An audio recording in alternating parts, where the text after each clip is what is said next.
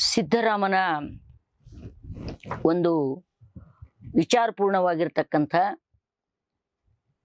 ಚರ್ಚೆ ಎತ್ತಿಕೊಳ್ಳಬಹುದಾದಂತಹ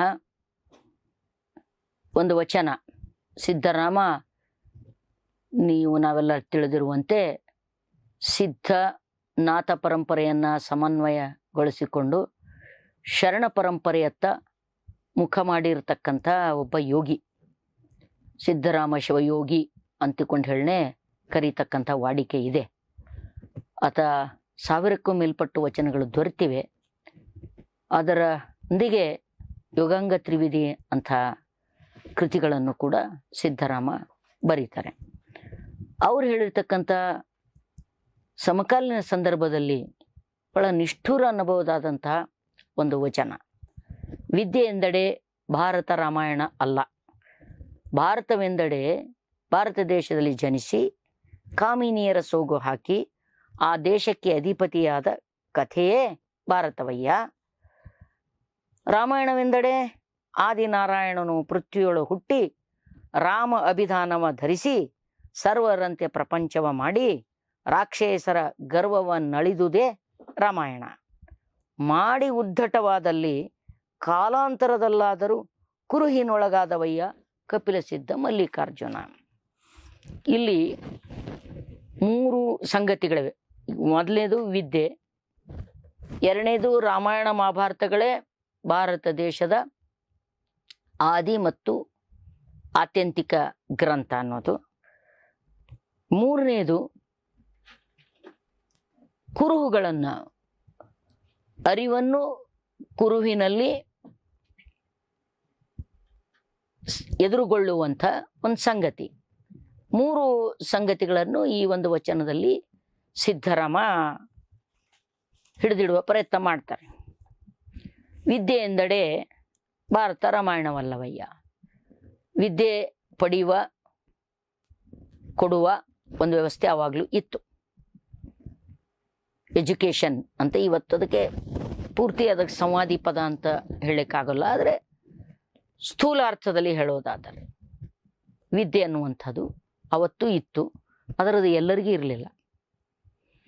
ಅದು ಹುಟ್ಟಿನಿಂದ ನಿರ್ಧರಿಸಲ್ಪಡ್ತಿತ್ತು. ಮೇಲ್ವರ್ಗದ ಮೇಲ್ಜಾತಿಯ, ವಿಶೇಷವಾಗಿ ವರ್ಣಾಶ್ರಮ ಶ್ರೇಣೀಕೃತ ವರ್ಣ ವ್ಯವಸ್ಥೆಯಲ್ಲಿ ಬ್ರಾಹ್ಮಣರಿಗೆ ಮಾತ್ರ ಅಕ್ಷರಾಭ್ಯಾಸ ಮಾಡುವುದು, ವೇದಾಧ್ಯಯನಗಳು, ರಾಮಾಯಣ ಮಹಾಭಾರತಾದಿ ಕೃತಿಗಳನ್ನು, ವ್ಯಾಕರಣ, ನಿಘಂಟು ಇತ್ಯಾದಿಗಳನ್ನು ಓದುವುದು. ಅದನ್ನು ಬಿಟ್ಟರೆ ಕ್ಷತ್ರಿಯರಿಗೆ ಯುದ್ಧ ಕಲೆ ಅಂತ ಮತ್ತು ನಿಘಂಟು, ವ್ಯಾಕರಣ, ಗಜಶಾಸ್ತ್ರ, ಹಯಶಾಸ್ತ್ರ ಇತ್ಯಾದಿಗಳು, ಅಂದರೆ ಆಳ್ವಿಕೆಗೆ ಬೇಕಾದಂಥ ಶಿಸ್ತುಗಳನ್ನು, ಆ ವಿಭಾಗಗಳನ್ನು ಓದುವಂತಹ ಒಂದು ಅವಕಾಶ ಇತ್ತು.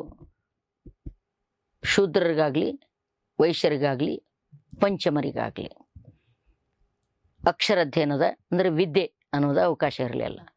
ವಿದ್ಯೆ ಒಳಗೂ ಲೌಕಿಕ ವಿದ್ಯೆ, ಆಧ್ಯಾತ್ಮಿಕ ವಿದ್ಯೆ ಅಂತೆಲ್ಲ ವಿಂಗಡಿಸಿಕೊಂಡಿರ್ತಕ್ಕಂಥದ್ದು ನೋಡ್ತೀವಿ. ಒಟ್ಟಾರೆ ವಿದ್ಯೆ ಅನ್ನೋದು ಸಾಮಾನ್ಯ ಅರ್ಥದಲ್ಲಿ ಒಂದು ರೀತಿಯಾಗಿರ್ತಕ್ಕಂಥ ಸಂಸ್ಕಾರ ಅಂತ ಅನ್ನೋದಾದರೆ, ವಿದ್ಯೆ ಅನ್ನುವಂಥದ್ದು ಜ್ಞಾನ, ನಾಲೆಜ್ ಅನ್ನೋದನ್ನು ಕೇಳ್ಕೊಂಡ್ರೆ ಅವತ್ತು ವಿದ್ಯೆ ಅಂದರೆ ಏನು ಅಂತ ಪರಿಗಣಿಸಲ್ಪಡ್ತಿತ್ತು. ರಾಮಾಯಣ ಮಹಾಭಾರತಗಳ ಓದುವಿಕೆ, ವೇದಾಗಮಗಳ ಓದುವಿಕೆ. ವೇದಾಗಮಗಳಂತೂ ಜನಸಾಮಾನ್ಯರಿಗೆ ವರ್ಜ್ಯವಾಗಿತ್ತು. ಅವುಗಳನ್ನು ಅವರು ಅಪ್ಪಿತಪ್ಪಿ ಕೇಳಲಿಕ್ಕೂ ಸಾಧ್ಯ ಇರಲಿಲ್ಲ. ಅಪ್ಪಿತಪ್ಪಿ ಓದುವುದಲ್ಲ, ಯಾರೋ ಓದುತ್ತಿರುವಾಗ ಇವ್ರ ಕಿವಿಯಲ್ಲಿ ಬಿದ್ದರೆ ಕಿವಿಯಲ್ಲಿ ಕಾದ ಕಬ್ಬಿಣ ಸೀಸ ಸುರಿತಿದ್ರು. ಇತ್ಯಾದಿಗಳನ್ನೆಲ್ಲ ಗೊತ್ತಿರ್ತಕ್ಕಂಥದ್ದೇ. ಇನ್ನು ಲೌಕಿಕ ಕಾವ್ಯಗಳು ಯಾವ ರಾಮಾಯಣ ಮಹಾಭಾರತ, ಈ ಲೌಕಿಕ ಕಾವ್ಯಗಳು ಓದಲಿಕ್ಕೆ ಇವ್ರು ಯಾರೂ ಅರ್ಹರಲ್ಲ, ಅಧಿಕಾರಿಗಳಲ್ಲ. ಇವರು ಓದಲಿಕ್ಕೆ ಯಾರು ಶೂದ್ರರು, ವೈಶ್ಯರು ಇತ್ಯಾದಿಗಳು. ದಲಿತರು, ಪಂಚಮರಂತೂ ಮನುಷ್ಯರೇ ಅಲ್ಲ ಇವ್ರ ಲೆಕ್ಕದಲ್ಲಿ ಅಂಥೇಳಿ. ಹಾಗಾದರೆ ಮತ್ತದೇನು ಮಾಡಬೇಕು? ಕೇಳಬೇಕು. ಅವರು ಔದಾರ್ಯದಿಂದ ನಿಮಗೆ ಹೇಳಿದ್ರೆ ರಾಮಾಯಣ ಮಹಾಭಾರತಗಳನ್ನು ಕುರಿತು ಪ್ರವಚನಗಳು ಅಥವಾ ಅವುಗಳನ್ನ ಕುರಿತು ವ್ಯಾಖ್ಯಾನಗಳು ಇತ್ಯಾದಿಗಳನ್ನು ನಿಮಗೆ ಅವಕಾಶ ಸಿಕ್ಕರೆ, ಅವ್ರು ಪರ್ಮಿಷನ್ ಕೊಟ್ಟರೆ, ಅವರು ಉದಾರತೆಯನ್ನು ತೋರಿಸಿದರೆ ಕೇಳಬೇಕು ಅಂತಕೊಂಡ್ರೆ. ಯಾರಿಗೆ ರಾಮಾಯಣ ಮಹಾಭಾರತಗಳ ಪರಿಚಯ ಇದ್ದಾವೆ ಅವ್ರನ್ನ ವಿದ್ಯಾವಂತರು, ಪಂಡಿತರು, ಪರಮಜ್ಞಾನಿಗಳು ಅಂತ ಕರೀತಕ್ಕಂಥ ಒಂದು ವ್ಯವಸ್ಥೆ, ಒಂದು ಕಾಲಘಟ್ಟ ಅದಾಗಿತ್ತು. ಆವಾಗ ಅದಕ್ಕೆ ಇವ್ರು ಹೇಳಿದ್ರು, ರಾಮಾಯಣ ಮಹಾಭಾರತ ಓದಿ ಅದನ್ನು ತಿಳ್ಕೊಂಡು ಇಂಚು ಬಿಡದೆ ಕತೆ ಹೇಳ್ತಕ್ಕಂಥವ್ರು ಅಥವಾ ಕತೆ ಕೇಳ್ತಕ್ಕಂಥವ್ರು ಕೇಳಿದ್ದನ್ನು ಮತ್ತೆ ಇನ್ನೊಬ್ಬರಿಗೆ ಹೇಳ್ತಕ್ಕಂಥದ್ದೇ ವಿದ್ಯೆ ಅನ್ನೋದೇನು ನಂಬಿಸಿಕೊಂಡು ಬಂದಿದ್ದಾರಲ್ಲ ಅದನ್ನು ಮೊದಲು ನಿರಾಕರಿಸ್ತಾನೆ. ಇದು ವಿದ್ಯೆ ಅಲ್ಲ. ರಾಮಾಯಣ ಮಹಾಭಾರತಗಳನ್ನು ಓದಿ ಅದರೊಳಗೆ ಸಂಪೂರ್ಣ ಪರಿಣಿತಿಯನ್ನು ಸಾಧಿಸ್ತಕ್ಕಂಥದ್ದನ್ನು, ಅದನ್ನು ಓದುವಂಥದ್ದನ್ನು, ಅದನ್ನು ಅರ್ಥ ಮಾಡಿಕೊಂಡು ಆ ಕತೆಗಳನ್ನು ಹೇಳ್ತಕ್ಕಂಥದ್ದು. ರಾಮಾಯಣ ಮಹಾಭಾರತ ಅಂದರೆ ನಿಮ್ಗೆ ಗೊತ್ತಿದೆ, ಕಥೆಯಲ್ಲಿ 100 ಉಪಕಥೆಗಳಿರ್ತಕ್ಕಂಥ ಒಂದು ಜನಪದ ಕೃತಿ ಅದು. ಆದರೂ ಕೂಡ ಜನಪದರಿಂದ ಸೃಷ್ಟಿಯಾದ ಕೃತಿ, ಜನಪದರಿಂದ ದೂರ ಆದದ್ದು ಕೂಡ ಒಂದು ದೊಡ್ಡ ಚರಿತ್ರೆನೇ ಇದೆ ಅದರಲ್ಲಿ. ಆದರೆ ಅವುಗಳನ್ನು ಓದುವುದೇ ನಿಜವಾದ ವಿದ್ಯೆ, ನಿಜವಾದ ಸಾಧನೆ, ನಿಜವಾದ ಜ್ಞಾನ ಅಂತ ತಿಳ್ಕೊಂಡಿದ್ರಲ್ಲ, ಅದನ್ನು ನೀವು ತೆಗೆದಾಕ್ರಿ ನಿಮ್ಮ ತಲೆಯೊಳಗಿಂದ. ಏನಿದೆ ಭಾರತ ಅಂದರೆ ಏನಿದೆ ಅದನ್ನು ಭಾಳ ನೇರವಾಗಿ ಕೇಳ್ತಾನೆ ಸಿದ್ದರಾಮ. ಏನಪ್ಪಾ ಭಾರತ ಅಂದರೆ? ಭಾರತ ಅಂದರೆ ಮತ್ತೊಂದು ಏನಿಲ್ಲ, ಮಹಾಭಾರತದ ಕಥೆ ಅಂತ ಹೇಳ್ತಿರಲ್ಲ, ಅದೊಂದು ಕಥೆ, ಸಾಮಾನ್ಯವಾದ ಕಥೆ. ಭಾರತ ದೇಶದಲ್ಲಿ ಹುಟ್ಟಿರ್ತಕ್ಕಂಥ ಕೆಲವು ರಾಜಮನೆತನಗಳು, ಅದು ಕೌರವರು, ಪಾಂಡವರು, ಸೋಮವಂಶ ಅಂತ ಹೇಳ್ತೀವಲ್ಲ ನಾವು, ಆ ಕ್ಷತ್ರಿಯರು ಪರಸ್ಪರ ಹೊಡೆದಾಡಿದ ಕಥೆ ಅದು. ಭಾರತ ದೇಶದಲ್ಲಿ ಹುಟ್ಟಿ ಭಾಳ ಪೌರುಷ ವೀರಾದಿ ವೀರ ಅಂತ ಅನಿಸ್ಕೊಂಡು, ಆದರೆ ಹೊತ್ತು ಬಂದಾಗ ಕಾಮಿನಿಯರ ವೇಷ ಹಾಕಿದ್ದು. ಅಂದರೆ ವಿರಾಟ ಪರ್ವದಲ್ಲಿ ಅಥವಾ 1 ವರ್ಷದ ಅಜ್ಞಾತವಾಸ ಬರ್ತದಲ್ಲ, 12 ವರ್ಷ ವನವಾಸ, 1 ವರ್ಷ ಅಜ್ಞಾತವಾಸದಲ್ಲಿ 3 ಲೋಕದ ಗಂಡ ಅನಿಸ್ಕೊಂಡಿರ್ತಕ್ಕಂಥ ಅರ್ಜುನ ಹೆಣ್ಣು ಮಕ್ಕಳ ವೇಷ ಹಾಕೊಂಡು, ಬೃಹನ್ನಳೆ ವೇಷ ಹಾಕಿಕೊಂಡು ನಟುವರ ನಾಟ್ಯ ಕಲಿಸ್ತಿದ್ದ, ವಿರಾಟ ರಾಜನ ಮಗಳಿಗೆ ನಾಟ್ಯ ಕಲಿಸ್ತಿದ್ದ ಅನ್ನುವಂಥದ್ದನ್ನೆಲ್ಲ ಕೇಳಿವಿ ನಾವು. ಅಂದರೆ ಆ ಕಥೆಯಲ್ಲಿ ಇದೆ ಅದು ಅಂತೇಳಿ. ಹೀಗೆ ಹೊತ್ತು ಬಂದಾಗ ಹೆಣ್ಣುಮಕ್ಕಳ ವೇಷ ಹಾಕ್ಕೊಂಡಿದ್ದು, ಲಾಕ್ಷಾಗ್ರಹದಿಂದ ಅಂದರೆ ಅರಗಿನ ಮನೆಯನ್ನು ಇವರಿಗೇನು ಮಾಡಿದ್ರಲ್ಲ ಏಕಚಕ್ರ ನಗರಿಯಲ್ಲಿ, ಅಲ್ಲಿಂದ ಪಾರಾಗಿ ಹೋಗುವಾಗಲೂ ಕೂಡ ವೇಷ ಮರೆಸಿಕೊಂಡು ತಾಯಿಯ ಸೆರಗಿನಲ್ಲಿ ಮುಚ್ಚಿಕೊಂಡು ಓಡಿ ಹೋಗಿರ್ತಕ್ಕಂಥದ್ದು. ಅಂಥವ್ರು ಮೊದಲ ತಮ್ಮ ಜೀವ ಉಳಿಸಿಕೊಳ್ಳುವುದಕ್ಕಾಗಿ 3 ಲೋಕದ ಗಂಡ ಅಂತ ಹೇಳಿಕೊಳ್ತಕ್ಕಂಥವನಿಗೂ ಕೂಡ ಹೆಣ್ಣು ಮಕ್ಕಳ ವೇಷ ಹಾಕಿಕೊಂಡು 1 ವರ್ಷ ಬದುಕಬೇಕಾದದ್ದು, ಅದು ತೃತೀಯ ಲಿಂಗಿಯ ಹಾಗೆ ಬದುಕಬೇಕಾದಂಥದ್ದು ಇತ್ತಲ್ಲ. ಮುಂದೆ ಅವರೇ ದೇಶಕ್ಕೆ ಅಧಿಪತಿ ಆದರು. ಹೇಗೆ ಅಧಿಪತಿ ಆದರು? ಮಹಾಭಾರತದ ಕಥೆ ನಿಮ್ಗೆಲ್ಲರಿಗೂ ಗೊತ್ತು. ಪಾಂಡವರಿಗೆ ಗೆದ್ದದ್ದು ಹೆಜ್ಜೆ ಹೆಜ್ಜೆಗೂ ಮೋಸ. ಆ ಮೋಸವನ್ನು ಕೃಷ್ಣನ ಲೀಲೆ ಅಂತ ಕರಿತೀವಿ, ಆ ಪ್ರಶ್ನೆ ಬೇರೆ. ಯದಾ ಯದಾ ಈ ಧರ್ಮಶ್ಯ ಗ್ಲಾನಿರ್ಭವತಿ ಭಾರತ ಅಬುತ್ಥಾನಮ್ಮ ಧರ್ಮಶ್ಯ ಧರ್ಮ ಸಂಸ್ಥಾಪನಾರ್ಥಾಯ ಸಂಭವಾಮಿ ಯುಗೆ ಯುಗೆ. ಆ ಮಹಾಭಾರತದಲ್ಲಿ ಕೃಷ್ಣ ಭಗವದ್ಗೀತೆಯನ್ನು ಬೋಧಿಸಿದ. ಅವನು ನಾನು ಮತ್ತೆ ಮತ್ತೆ ಹುಟ್ಟಿ ಬಂದು ಈ ರಾಕ್ಷಸರನ್ನು ಸಂಹಾರ ಮಾಡ್ತೇನೆ, ಅದಕ್ಕಾಗಿ ಅದು ದುಷ್ಟರ ಸಂಹಾರ ಅವ್ರ ಪ್ರಕಾರ ಮಹಾಭಾರತದ ಕಥೆ. ಅದು ದುಷ್ಟರ ಸಂಹಾರಕ್ಕಾಗಿ ಅವ್ರನ್ನೆಲ್ಲ ಕೊಲೆ ಮಾಡಬೇಕಾಗಿತ್ತು. ಯಾಕಂದ್ರೆ ಕೌರವರೆಲ್ಲ ದುಷ್ಟರು, ಅವರು ಒಂದೇ ವಂಶಸ್ಥರು, ಒಂದೇ ಕುಲದವರು. ಅವ್ರ ಮಧ್ಯದಲ್ಲಿ ಇರ್ತಕ್ಕಂಥ ಜಗಳ ಯಾವ ಸಿದ್ಧಾಂತಕ್ಕಲ್ಲ, ಯಾವ ತತ್ವಕ್ಕಲ್ಲ, ಯಾವ ಜನತೆಗಾಗಿಲ್ಲ. ಅವ್ರ ನಡುವೆ ಇರ್ತಕ್ಕಂಥ ಜಗಳನೇ ಆಸ್ತಿಗಾಗಿ ಇತ್ತು, ರಾಜ್ಯಕ್ಕಾಗಿ ಇತ್ತು. ಆ ರಾಜ್ಯದ ಅಧಿಕಾರಿ ನಾನು, ರಾಜ್ಯದ ಅಧಿಕಾರಿ ನೀನು, ಆ ಸಂಪತ್ತಿನ ಅಧಿಕಾರಿ ನಾನು, ಸಂಪತ್ತಿನ ಅಧಿಕಾರಿ. ಅಲ್ಲಿ ಯಾವ ಮೌಲ್ಯ ಇದೆ? ಯಾವ ಮೌಲ್ಯ ಇದೆ ಅಲ್ಲಿ? ಮಹಾಭಾರತದಲ್ಲಿ ಯಾವ ಮೌಲ್ಯ ಇದೆ? ಅದೊಂದು ಬಹಳ ಆಕರ್ಷಕವಾದ ಕತೆ, 2 ಮಾತಿಲ್ಲ ಅಲ್ಲಿ. ಅದರ ಒಳಗಡೆ ಬರುವಂಥ ಅನೇಕ ಪಾತ್ರಗಳು ಕೆಲವು ಮೌಲ್ಯಗಳನ್ನು ಪ್ರತಿನಿಧಿಸ್ತವೆ. ಆದರೆ ಟೋಟಲ್ ಆ ಕತೆ ಏನು ಹೇಳ್ತದೆ, ಅದು ಒಂದು ಆಕರ್ಷಕವಾಗಿರ್ತಕ್ಕಂಥ ಒಂದು ರಾಜಮನೆತನದ ಅಣ್ಣ ತಮ್ಮಂದಿರು ಪರಸ್ಪರ ಹೊಡೆದಾಡಿರ್ತಕ್ಕಂಥ ದಾಯಾದಿಯ ಕಲಹ, ಅದನ್ನು ದೈವೀಕರಿಸಿ ಅದನ್ನು ಕೃಷ್ಣನೇ ಅವನು ಹೇಳ್ಬಿಡ್ತಾನೆ, ಕೃಷ್ಣ ನಾನೇ ಹೊಡಿತೇನೆ, ನೀನು ನೆಪ ಮಾತ್ರ ಅರ್ಜುನ. ಅದನ್ನೇ ಹೇಳ್ತಾನೆ, ಕುರುಹಿನೊಳಗಾದರು ಇವತ್ತಿಲ್ಲ ನಾಳೆ ಇದು ಪ್ರಶ್ನೆಗೆ ಅರ್ಹರಾಗ್ತೀರಿ, ಪ್ರಶ್ನೆಗೆ ಉತ್ತರ ಕೊಡಬೇಕಾಗ್ತದೆ ಇದನ್ನು ಕಟ್ಟಿದವರು ನೀವು ಅನ್ನುವಂಥದ್ದನ್ನು. ಹೀಗಾಗಿ ದೇಶಕ್ಕೆ ಅಧಿಪತಿಯಾದ ಕಥೆಯೇ ಭಾರತವಯ್ಯ. ಅದೊಂದು ಕಥೆ ರೀ. ಯಾರ ಬಾಳಿನಲ್ಲಿ ಇವತ್ತು ಕೂಡ ಅಂತ ನಾವು ಹೇಳ್ತೀವಲ್ಲ, ಮನೆ ಮನೆಯ ಭಾರತ ಅಂತ, ಮನೆ ಮನೆಯ ರಾಮಾಯಣ ಅಂತ ಹೇಳ್ತೇವಲ್ಲ. ಹಾಗಾದ್ರೆ ಅಲ್ಲಿ ದೈವಿಕತೆ ಅನ್ನೋದೇನಿದೆ? ಪರಸ್ಪರ ಆಸ್ತಿಗಾಗಿ ಕಚ್ಚಾಡಿ ಒಬ್ರಿಗೊಬ್ರು ಮೋಸ ಮಾಡಿಕೊಂಡು ಒಬ್ಬ ಹೆಣ್ಣು ಮಗಳನ್ನು, ಯಾವ್ರನ್ನ ಕುಲವಧು, ಕುಲನಾರಿ, ಮನೆಯ ಸೊಸೆ ಅಂತ ಹೇಳ್ತಕ್ಕಂಥ ದ್ರೌಪದಿಯನ್ನ ದರ್ಬಾರ್ನ ನಡುವೆ ತಂದು ಸೀರೆಯನ್ನು ಸೆಳೆದಿರ್ತಕ್ಕಂಥದ್ದು, ಅದನ್ನು ನೋಡ್ತಾ ಇವರು ತಲೆ ತಗ್ಗಿಸಿಕೊಂಡು ಕುಳಿತಿರ್ತಕ್ಕಂಥದ್ದು, ಇದು ಯಾವ ಮೌಲ್ಯ? ಏಕಲವ್ಯನ ಬೆರಳನ್ನ ಕತ್ತರಿಸಿಕೊಂಡು ನೀನ್ಯಾಕಯ್ಯ ವಿದ್ಯೆಯನ್ನ ಪಡೆದಿ ಅಂತ ಹೇಳ್ತಕ್ಕಂಥದ್ದು, ಇದು ಯಾವ ಮೌಲ್ಯ? ಇಡೀ ಕೌರವರನ್ನೆಲ್ಲ ಸಂಹಾರ ಮಾಡಿದ್ದು ಕರ್ಣನಾದಿಯಾಗಿ, ದುರ್ಯೋಧನಾದಿಯಾಗಿ, ಭೀಷ್ಮನಾದಿಯಾಗಿ, ದ್ರೋಣನಾದಿಯಾಗಿ ಎಲ್ಲರನ್ನ ಕೊಂದದ್ದು ಮೋಸದಿಂದ ಅಲ್ವೇ? ನಿಜವಾದ ಶೌರ್ಯ ಸಾಹಸದಿಂದ ಕೊಂದ್ರ? ಹಾಗಾದ್ರೆ ಇದು ಯಾವ ವಿದ್ಯೆ? ಈ ಕಥೆಯನ್ನೇ ಕರಗತ ಮಾಡಿಕೊಳ್ತಕ್ಕಂಥದ್ದು ವಿದ್ಯೆ ಅಂದ್ರೆ ಇದು ಯಾವ ವಿದ್ಯೆ? ಯಾವ ವಿದ್ಯೆಯೂ ಕೂಡ ಅಲ್ಲ. ವಿದ್ಯೆ ಅಂದ್ರೆ ಯಾವುದು ಸನ್ಮಾರ್ಗಕ್ಕೆ, ಸತ್ಪಥಕ್ಕೆ, ಯಾವುದು ನಿಮ್ಮ ಉನ್ನತಿಗಾಗಿ, ಮೊದಲು ತನ್ಮೂಲಕ ಇಡೀ ಸೃಷ್ಟಿ ಸಮಸ್ತದ ಉನ್ನತಿಯನ್ನು ಸಾಧಿಸ್ತದೆ, ಅದು ವಿದ್ಯೆ. ವಿದ್ಯೆ ಅನ್ನೋದೊಂದು ಪರಮ ಜ್ಞಾನ. ಕಳ್ಳತನ ಮಾಡುವ ಮೆಥಡಾಲಜಿ ಕಲಿತಕ್ಕಂಥದ್ದು ವಿದ್ಯೆ. ಅದನ್ನ ವಿದ್ಯೆ ಅನ್ಲಿಕ್ಕೆ ಆಗೋದಿಲ್ವಲ್ಲ.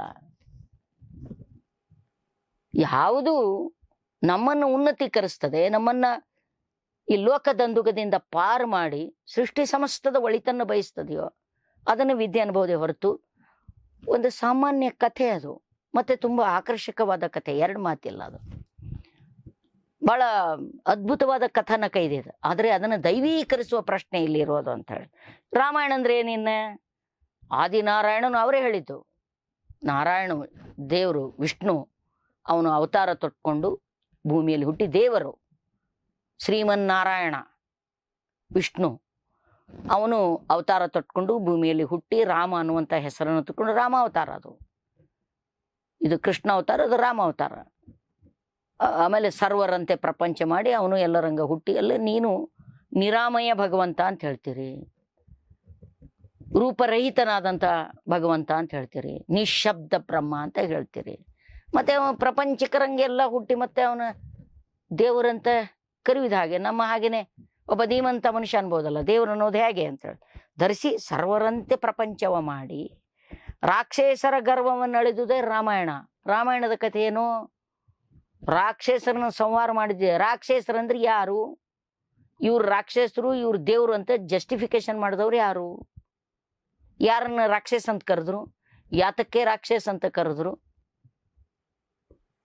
ವಿಭೀಷಣ ಹೌದಲ್ರಿ, ವಿಭೀಷಣನನ್ನ ಮರೆ ಮೋಸದಿಂದ ತಮ್ಮ ಕಡೆ ಕರ್ಕೊಂಡವ್ರು. ರಾವಣ ರಾಕ್ಷಸನೇ, ಶಿವಭಕ್ತ ಅಲ್ವಾ ರಾಮಾಯಣ? ಅಂದ್ರೆ ಶಿವನ ಆರಾಧಕರೆಲ್ಲವೂ ರಾಕ್ಷಸರು, ವಿಷ್ಣುವಿನ ಆರಾಧಕರೆಲ್ಲ ಭಕ್ತರು ಅನ್ನುವಂಥ ಈ ಎರಡು ದೊಡ್ಡದಾಗಿರ್ತಕ್ಕಂಥ ದೈವಿ ಕಲಹಗಳಿದ್ವಲ್ಲ, ಆ ದೈವಿ ಕಲಹಗಳ ಒಂದು ಮೂರ್ತ ರೂಪ ರಾಮಾಯಣ. ಆ ರಾಮಾಯಣವನ್ನು ಓದ್ತಕ್ಕಂಥದ್ದು ಬಹಳ ದೊಡ್ಡ ಸಾಹಸ ಅಥವಾ ಬಹಳ ದೊಡ್ಡ ಪದವಿ ಅಂತ ನೀವು ಹೇಳಿದ್ರೆ ಇದನ್ನ ನಂಬೇಕಾ? ಆದರೆ ಇವತ್ತು ನೀವು ಅದನ್ನು ದೈವೀಕರಿಸಿರ್ಬೋದು. ಅದು ಕೃಷ್ಣನ, ವಿಷ್ಣುವಿನ ಒಂದು ಅವತಾರ ಅಂತ ಕೃಷ್ಣನ ಅವತಾರ, ರಾಮನ ಅವತಾರ, ಮತ್ತು ನೀವು ಹೇಳಿದ ಹಾಗೆ ಮತ್ಸ್ಯಾವತಾರ, ಕೂರ್ಮ ಅವತಾರ, ಅನೇಕ ಅವತಾರಗಳಲ್ಲ, 10 ಅವತಾರಗಳು, 10 ಅವತಾರಗಳು ಇವೆಲ್ಲ. ಆ ಎಲ್ಲ ಅವತಾರಗಳನ್ನು ಆ ಮುಂದೆ ಇನ್ನೂ ಬೇರೆ ವಚನಗಳಲ್ಲಿ ಕೂರ್ಮಾವತಾರ, ಮತ್ಸ್ಯಾವತಾರ, ವರಹ ಅವತಾರ, ವಾಮನ ಅವತಾರ, ಎಲ್ಲ ಅವತಾರಗಳನ್ನ ಟೀಕಿಸ್ತಾರೆ ಶರಣರು. ಅದಕ್ಕೆ ಸಂಬಂಧಪಟ್ಟಂತ ಎಲ್ಲ ವಚನಗಳು ಕೂಡ ಇವೆ. ಈ 2 ಅವತಾರಗಳನ್ನು ಕುರಿತು ವಿಶೇಷವಾಗಿ ರಚಿತವಾದಂಥ 2 ಕೃತಿಗಳನ್ನು ಕುರಿತು ಸಿದ್ಧರಾಮ ಪ್ರಶ್ನೆ ಮಾಡ್ತಾನೆ. ಏನ್ರಯ್ಯ ವಿದ್ಯೆ ಅಂದ್ರೆ ರಾಮಾಯಣ ಮಹಾಭಾರತವನ್ನ ಬಾಯ್ಪಾಠ ಆಗಿ ಬಹಳ ರಸವತ್ತಾಗಿ ಹೇಳುತ್ತಾ ಜನರನ್ನ ಮೋಸಗೊಳಿಸುವುದು, ತನ್ಮೂಲಕವಾಗಿಯೇ ನಾವು ಕೃಷ್ಣನನ್ನ ದೇವರು ಅನ್ನೋದು, ರಾಮನನ್ನ ದೇವರು ಅನ್ನೋದು, ಹೇಗೆ ದೇವ್ರು ಅನ್ಬೇಕದು? ಅವನು ಮಾಡಿರ್ತಕ್ಕಂಥದ್ದು ಅದು ಮೋಸ ಅಲ್ಲ, ಅದು ಲೀಲೆ. ನೋಡಿ, ಈ ಮೇಲ್ವರ್ಗದ ಮೇಲ್ಜಾತಿಯ ಜನ ಕೆಳವರ್ಗದ ಜಾತಿಯ ಜನರ ಮೇಲೆ ಮಾಡಿರ್ತಕ್ಕಂಥ ಅನ್ಯಾಯ ಅತ್ಯಾಚಾರಗಳಿಗೆ ಲೀಲೆ ಹೆಸರು ಕೊಟ್ಟಿದ್ರು. ಲೀಲೆ ಅನ್ನುವಂಥ ಪದ ಬಳಸಿ ಪದಮೋಹಕ್ಕೆ ಜನರನ್ನು ಒಳಗಾಗಿಸಿದ್ರು ಅವರು. ಇದು ಯಾವ ವಿದ್ಯೆ? ಮಾಡಿ ಉದ್ದಟವಾದಲ್ಲಿ ನೀವು ಮಾಡಿರ್ತಕ್ಕಂಥ ಕೆಲಸ ಉದ್ದಟತನದ ಕೆಲಸ ಅಲ್ವಾ? ಮನೆಯ ಸೊಸೆ ಸೀರೆ ಸೆಳೆದದ್ದು ಉದ್ದಟ ಅಲ್ವಾ? ಮೋಸದಿಂದ ಕರ್ಣಾದಿಗಳನ್ನು ಕೊಲ್ಲದ್ದು ಉದ್ದಟ ಅಲ್ವಾ? ಶಂಭುಕನ ವಧೆ ಮೋಸದಿಂದ ಮಾಡಿದ್ದು ಉದ್ದಟ ಅಲ್ಲ? ಏನೇನು ತಪ್ಪು ಮಾಡದ ಸೀತೆಯನ್ನು ಬೆಂಕಿಯಲ್ಲಿ ಹಾಕಿ ಸುಟ್ಟಿದ್ದು ಮೋಸ ಅಲ್ವಾ? ತಪ್ಪೇ ಮಾಡದ ಗರ್ಭಿಣಿಯನ್ನು, ತುಂಬು ಗರ್ಭಿಣಿಯನ್ನು ಕಾರಣವೇ ಇಲ್ಲದೆ ಅಡವಿಗೆ ಅಟ್ಟಿದ್ದು ಮೋಸ ಅಲ್ವಾ? ಉದ್ದಟತನ ಅಲ್ವಾ? ಉದ್ದಟತನ ಮಾಡಿ, ಈ ಉದ್ದಟತನ ಮಾಡಿದವರು ಯಾರು? ದೇವರಾಗ್ಲಿಕ್ಕೆ ಸಾಧ್ಯನಾ? ದೇವರು ಅನ್ನುವಂಥ ಸಾಮಾನ್ಯ ಜನರ ಮುಗ್ಧವಾದ ನಂಬಿಕೆಯಾದರೂ ಶುದ್ಧವಾಗಿ ಉಳಿಲಿಕ್ಕೆ ಬಿಡಿ. ಆ ನಂಬಿಕೆಯನ್ನು ಈ ಪರಿ ದುರ್ಬಳಕೆ ಮಾಡಿಕೊಳ್ಳುವುದಾ? ರಾಮಾಯಣ ಮಹಾಭಾರತದಂಥ 2 ಆಕರ್ಷಕವಾಗಿರ್ತಕ್ಕಂಥ, ಸಂಕೀರ್ಣವಾಗಿರ್ತಕ್ಕಂಥ, ದೀರ್ಘವಾಗಿರ್ತಕ್ಕಂಥ 2 ಮಹಾಕಾವ್ಯಗಳು. ಆ ಮಹಾಕಾವ್ಯಗಳನ್ನ ವೈದಿಕರಿಗೆ ಹೋಲಿಸಿ ತನ್ಮೂಲಕ ತನ್ನ ವರ್ಣಾಶ್ರಮ ವ್ಯವಸ್ಥೆಯನ್ನ ಚಿರಸ್ಥಾಯಿಗೊಳಿಸುವಂಥ ಕುತಂತ್ರ ಮೆರೆದಿರ್ತಕ್ಕಂಥದ್ದನ್ನು ಸಿದ್ಧರಾಮ ಪ್ರಶ್ನೆ ಮಾಡಿದ. ವಿದ್ಯೆ ಎಂದರೆ ರಾಮಾಯಣ ಮಹಾಭಾರತ ಓದುವುದಲ್ಲ. ಅಂದರೆ ಆ ಕಾಲಕ್ಕೆ ಏನಯ್ಯ ಏನು ಓದಿದೆ ಅಂದ್ರೆ ನನ್ನ ರಾಮಾಯಣ ಆಗ್ಯದ್ರಿ, ನಿಂದು ನನ್ನ ಭಾರತ ಆಗ್ಯದ, ನನ್ನ ರಾಮಾಯಣ ಮಹಾಭಾರತ ಎರಡೂ ಆಗ್ಯಾವ ಅಂತ ಕೇಳಿದ್ರು PhD ಮಾಡ್ದಂಗೆ ಅವತ್ತು. ಇವು ಮಾಮೂಲಿ ಕಥೆಗಳಿವು. ಇದು ವಿದ್ಯೆಯಾ? ಒಂದು ಕಾಳು ಜೋಳ ಅಥವಾ ಭತ್ತ ಯಾವುದನ್ನು ತಗೊಂಡು ಬಿಸಿಲಲ್ಲಿ ಮಳೆಯಲ್ಲಿ ಚಳಿಯಲ್ಲಿ ಕೂರ್ಗಿ ತಾಳ ಹಾಕಿ ಬುಕ್ಕ ಹಾಕಿ ಒಂದೇ ಎಲ್ಲಿ ಅಂಕುಡೊಂಕ ಅಲಾರ್ದಂಗೆ ಬಿತ್ತಿ ಕಾಲಕ್ಕೆ ಅದಕ್ಕೆ ಬೇಕಾದ ಆರೈಕೆ ಮಾಡಿ ಅದು ಬೆಳೆದು ತೆನೆಯಾಗಿ ಆ ತೆನೆಯನ್ನು ಕೊಯ್ದು ಕಣದಲ್ಲಿ ಒಕ್ಕಿ ರಾಶಿ ಮಾಡಿ ಮನೆಗೆ ತರ್ತಾನಲ್ಲ ಕೃಷಿಕ, ಅದು ವಿದ್ಯೆ ಅಲ್ವಾ? ಈ ಕಥೆಗಳನ್ನು ಹೇಳ್ತಕ್ಕಂಥದ್ದು ಮತ್ತೊಬ್ಬರ ಹೆಂಡತಿಯನ್ನ ಓಡಿಸಿಕೊಂಡು ಹೋಗ್ತಕ್ಕಂಥದ್ದು ಅಥವಾ ಮಾಡಿಕೊಂಡ ಹೆಂಡತಿಯ ಮೇಲೆ ನಂಬಿಕೆ ಇಲ್ಲದಂತಿರ್ತಕ್ಕಂಥದ್ದು, ತಮ್ಮ ಮನೆಯ ಸೊಸೆಯನ್ನ ನಡುಬೀದಿಯಲ್ಲಿ ಎಳೆದು ನ್ಯಾಯ ಕೇಳ್ತಕ್ಕಂಥದ್ದು, ಜೂಜಾಡುವಂತಹದ್ದು, ಸೋಮರಸ ಕುಡಿತಕ್ಕಂತಹದ್ದು, ತಮ್ಮನ್ನು ಪ್ರಶ್ನಿಸಿದವ್ರನ್ನೆಲ್ಲ ರಾಕ್ಷಸರು ಅಂತ ಹೇಳ್ತಕ್ಕಂತಹದ್ದು, ಶಂಭುಕನ ವಧೆ ಮಾಡಿದ್ದು ಯಾವ ನ್ಯಾಯ? ಏಕಲವ್ಯನ ಬೆರಳು ಕತ್ತರಿಸಿದ್ದು ಯಾವ ನ್ಯಾಯ? ಸೀತೆಯನ್ನ ಕಾಡಿಗೆ ಅಟ್ಟಿದ್ದು ಯಾವ ಮೌಲ್ಯ? ದ್ರೌಪದಿಯ ಸೀರೆ ತೆಳೆದದ್ದು ಯಾವ ಪುಣ್ಯದ ಕೆಲಸ? ಇವು ಎಂಥ ಕಥೆಗಳಾಗ್ತವೆ ನಿಮಗೆ? ಇದರ ನಡುವೆ ಹುಟ್ಟಿರ್ತಕ್ಕಂಥ ಭಗವದ್ಗೀತೆ ಜಗತ್ತಿನ ಸರ್ವಶ್ರೇಷ್ಠ ಗ್ರಂಥವ? ಅದಕ್ಕೊಂದು ತರ್ಕ ಬೇಡವಾ? ಅದಕ್ಕೊಂದು ದರ್ಶನ ಬೇಡವಾ? ಒಂದಿಷ್ಟು ಆದರ್ಶಗಳನ್ನು ಒಳಗೆ ತುರುಕಿಬಿಟ್ಟು ಏನು ಹೇಳ್ತದೆ ಮಹಾಭಾರತದ ಶ್ಲೋಕ ಒಂದು, ಅವನು ನಾನು ಕೊಲ್ಲೋದಿಲ್ಲ, ನನ್ನ ಎದುರುಗಡೆ ಇರ್ತಕ್ಕಂಥವರೆಲ್ಲ ಆಪ್ತೇಷ್ಟರು, ಬಂಧುಗಳು, ಮಿತ್ರರು, ರಕ್ತ ಸಂಬಂಧಿಗಳು ಅಂದ್ರೆ ಕೃಷ್ಣ ಹೇಳ್ತಾನೆ, ಎದ್ದೇಳು ಅರ್ಜುನ, ಹಿತೇನ ಜಿತೇನ ಲಭ್ಯತಿ ಲಕ್ಷ್ಮಿ ಹತೇನಾಪಿ ಸುರಾಂಗನ ಕಾ ಚಿಂತಾ ರಣೆ ಮರಣೆ ಕ್ಷಣ ವಿದ್ವಂಸಿನಿ ಕಾಯೆ ಅಂತ ಹೇಳ್ದ ಅಂತ ಅಲ್ಲೇ ನಾವೆಲ್ಲ ಓದಿದ್ದು.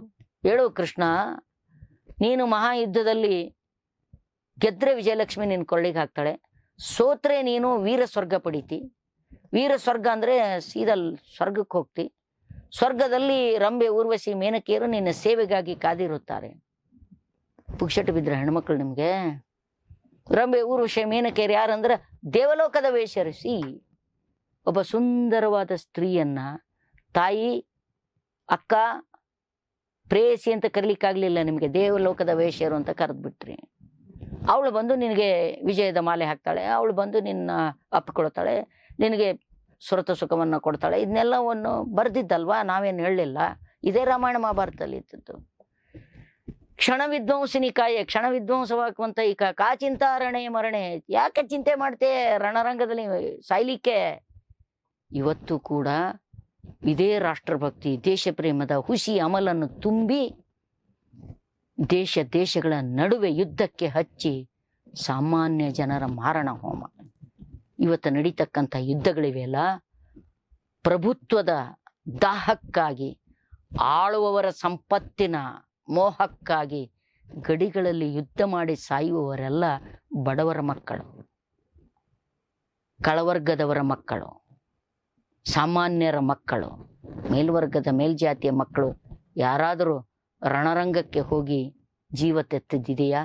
ನೀವು ಆಫೀಸರ್ ಇರ್ಬೋದು ಮತ್ತು ಏನೆಲ್ಲ ಇರ್ಬೋದು, ಆ ವಿವರಗಳಿಗೆ ಹೋಗೋದಿಲ್ಲ. ಆದರೆ ರಾಮಾಯಣ ಮಹಾಭಾರತಗಳನ್ನೇ ಸರ್ವಶ್ರೇಷ್ಠ ಕೃತಿಗಳು. ಅಫ್ಕೋರ್ಸ್ ಒಬ್ಬ ಸಾಹಿತ್ಯದ ವಿದ್ಯಾರ್ಥಿಯಾಗಿ ಅವು ಅದ್ಭುತವಾದ ಕೃತಿಗಳು, ಎರಡು ಮಾತಿಲ್ಲ.